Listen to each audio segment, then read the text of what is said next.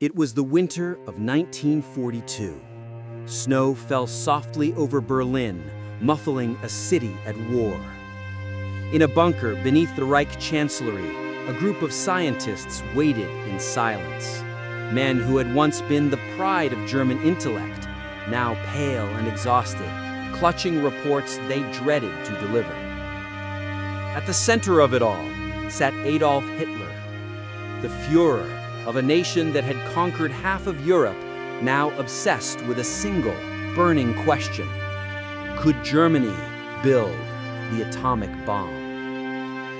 For years, his scientists had promised him wonders, miracle weapons that would turn back the tide. Jet fighters, guided missiles, rockets to strike London and beyond. But this project, the uranium project, was different. It wasn't just another weapon, it was power itself.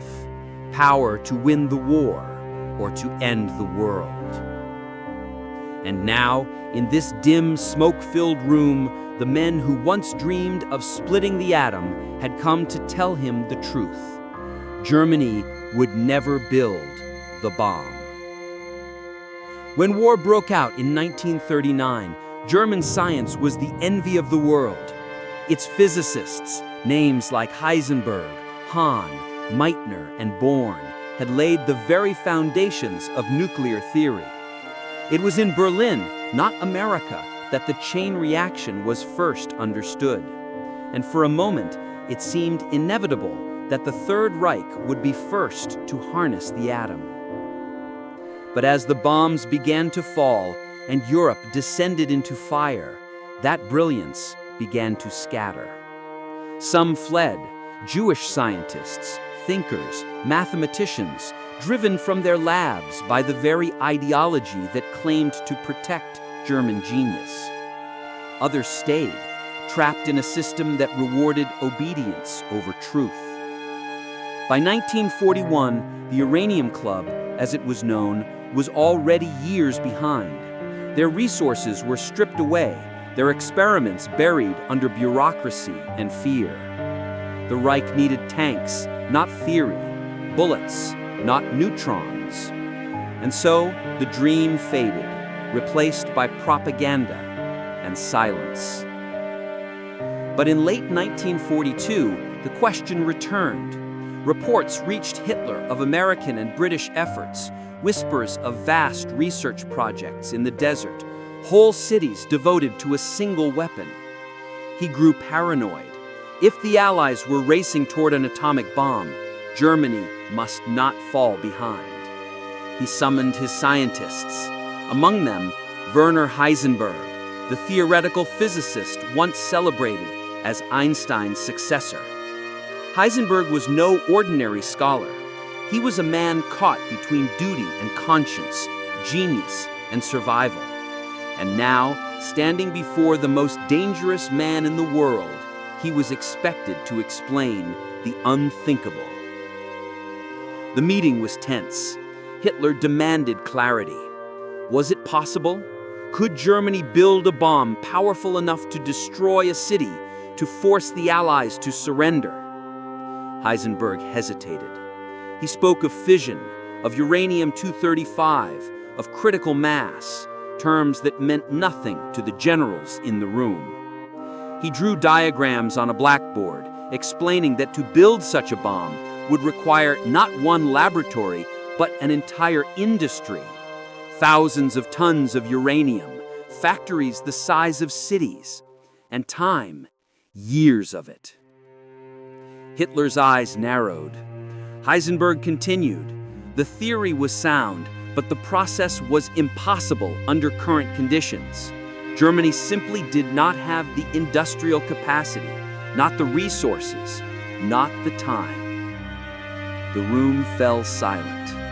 The war was already turning against the Reich. Stalingrad loomed, the Allies were landing in North Africa, and the skies over Germany were no longer safe. The dream of an atomic bomb died that day, quietly, in a conference room beneath Berlin. But Hitler did not rage, not yet. He stared ahead, expressionless, perhaps unwilling to believe that the nation that had conquered Europe could not conquer the atom. He muttered something under his breath about betrayal, about scientists who lacked vision, then dismissed them. Heisenberg left the room knowing what it meant. The Reich would never build the bomb, but his own future was uncertain. Failure was rarely forgiven in Nazi Germany. In the years that followed, the uranium project drifted into obscurity.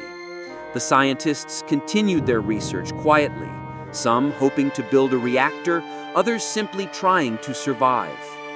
Hitler's attention shifted to rockets, to vengeance weapons that promised quick, visible results.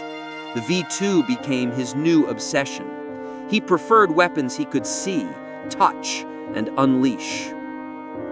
Meanwhile, across the Atlantic, the Manhattan Project was moving at a terrifying pace. Under the deserts of New Mexico, America built what Germany could not, a machine of industry, secrecy, and science unlike anything the world had ever seen. By 1944, the Americans were within reach of the impossible. When Germany finally fell in 1945, Allied soldiers discovered the remnants of its nuclear dreams. Half-finished reactors hidden in caves, barrels of heavy water, and stacks of abandoned notes. The once great physicists of Europe were taken into custody, some by the Americans, others by the Soviets. Their genius was absorbed by new empires. Heisenberg himself was captured and sent to England, where British intelligence secretly recorded him and his fellow scientists in a mansion called Farm Hall. They didn't know they were being watched. But when the news arrived that the Americans had dropped an atomic bomb on Hiroshima, their reaction was caught on tape. The transcripts reveal shock, unbelief, and for some, guilt. Heisenberg at first refused to believe it. He said, "It must be a trick." Then, when the truth sank in, he murmured quietly, "We didn't think it could be done." That moment, perhaps more than any other, revealed the true divide between science and power. Germany had the minds. It lacked the freedom. Its scientists were brilliant, but they were afraid. Afraid to speak truth to power, afraid to fail, afraid to think beyond the Reich. And in that fear, they lost the race. The Allies, meanwhile, built an army of minds, open, unafraid, united by urgency and resources. What Germany had scattered, America gathered. When Hitler's scientists told him Germany could never build the bomb, it wasn't just a report. It was a verdict. The moment the myth of Nazi supremacy met the reality of modern industriality. The day the limits of terror met the power of science. By 1945, the atomic age had begun, but not under the banner of the Reich. It belonged to those who could dream without fear. And that, perhaps, is the quiet tragedy of it all. That the same nation which once led the world in discovery and intellect chose ideology over truth and lost everything. The bomb wasn't just America's victory. It was proof that even the greatest minds cannot thrive under tyranny. That fear kills progress faster than war ever could. And somewhere in the ruins of Berlin, Hitler must have realized that the race for the bomb was over long before it began.